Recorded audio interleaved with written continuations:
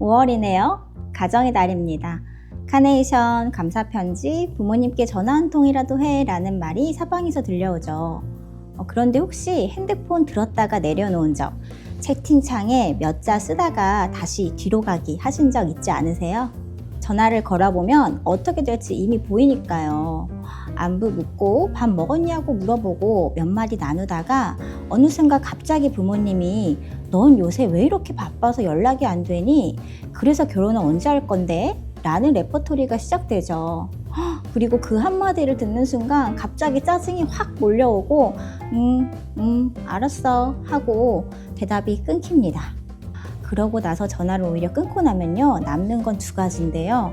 짜증이랑 짜증낸 내 자신이 싫어지는 거예요. 그래서 언제부턴간 그냥 이제 전화를 안 해버립니다. 아니면 미루다가 다음에 해야지 하면서 일주일이 지나고 한 달이 지나고요. 그러다가 5월이 되면 이 죄책감은 더 커지죠. 세상 모두가 사랑의 목소리를 들려주세요 라고 하는데 부모님이랑 연락하려고 하면, 보러 가려고 하면은 긴장이 됩니다. 내가 도대체 왜 이러는 걸까? 오늘은 이런 내가 왜 이런지 이해하는 시간을 가져보려고 합니다.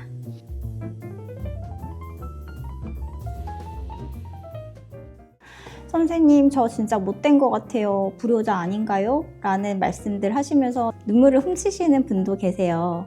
그런데 사실은요, 사랑하지 않는 게 아니에요. 감사하지 않은 것도 아닙니다. 그런데 이상하게도 같이 있으면 혹은 목소리만 들어도 몸이 먼저 반응하게 되는 거예요. 가슴이 턱 막히는 것 같고 미간에는 힘이 들어가고 말투는 짧아지고 빨리 그 자리를 벗어나고 싶어지죠. 마음속으로는 잘해드려야지 다음부터는 이라고 하는데 그 다음번 전화에도 내 몸은 경직되어 있습니다. 이 간극에서 보통 우리는 우리 탓을 돌리죠. 나는 왜 부모님한테 이럴까? 다른 사람들은 부모님들이랑 잘 지내는데 나만 이런 건가? 나는 왜 이렇게 미성숙하지? 철이 덜 든 건가? 괜히 스스로 다그치게 되는 분들 많으실 거예요. 그런데 먼저 하나만 말씀드릴게요. 이건 내가 미움을 받거나 사랑이 없어서가 아닙니다. 내가 철이 없는 것도 아니고요. 이건 사랑이 있는데 내가 조절이 어려운 상태를 말합니다.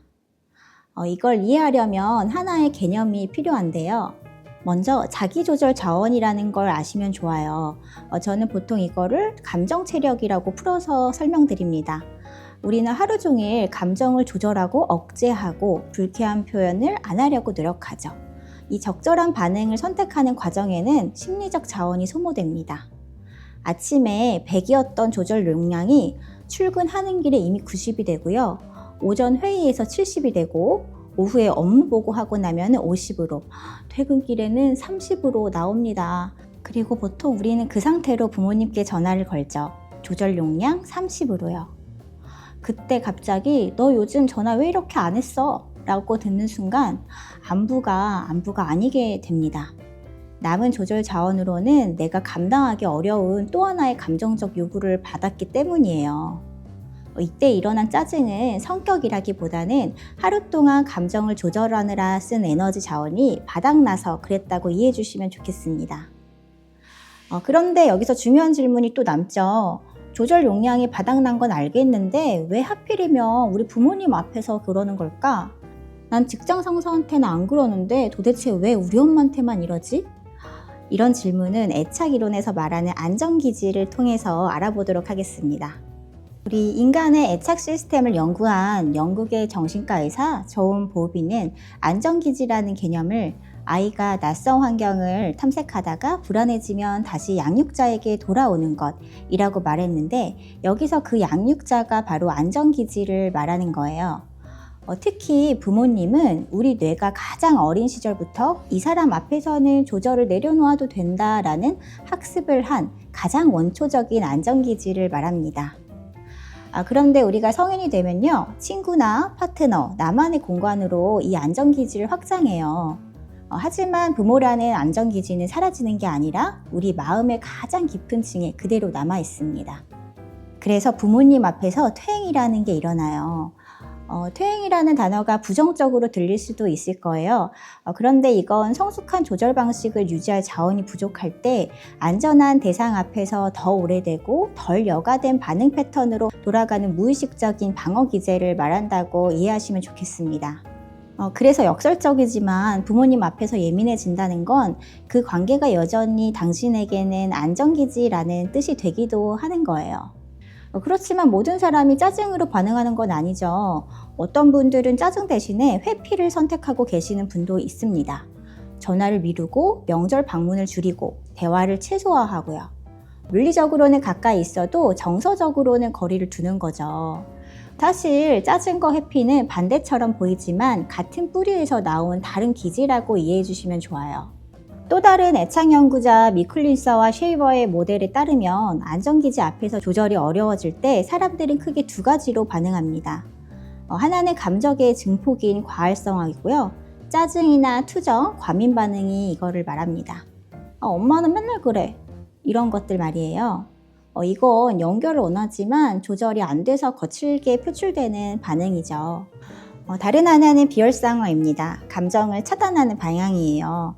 회피, 무관심, 대화 단절의 형태를 말하는데 바빠서 못 가. 이것처럼 가까이 갔을 때 예상되는 감정적 부담을 미리 차단하는 반응을 말합니다. 하지만 둘 다 근본적으로는 같은 곳에서 출발하는 거예요.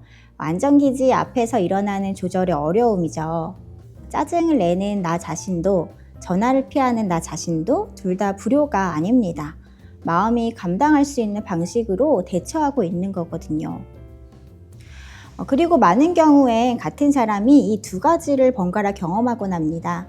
짜증을 냈다가 죄책감에 회피하고 회피했다가 미안함에 연락했다가 또 짜증이 나고 이 순환 자체가 사실 굉장히 고통스럽거든요.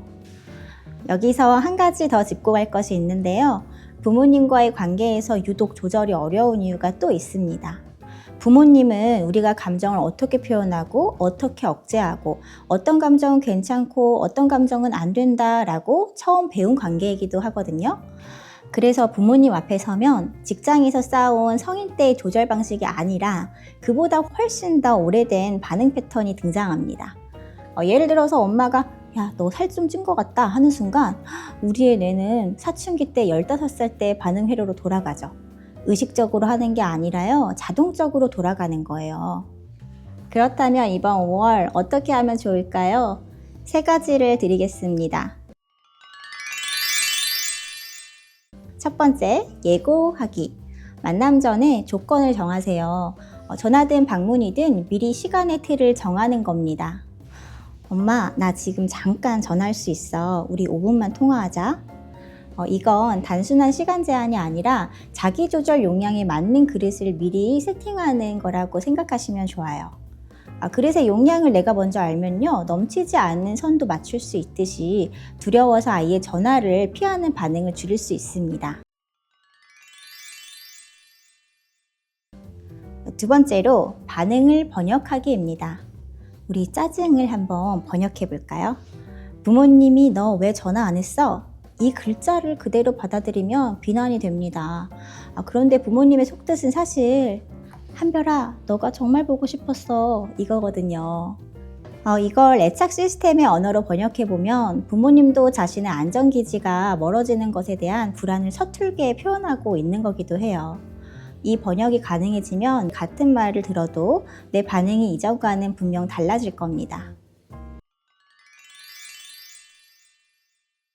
세 번째, 수리하기입니다. 일단 짜증을 내셨다면 짜증 자체보다는 그 뒤에 아무 일도 없었던 것처럼 넘어가는 것이 문제되는데요.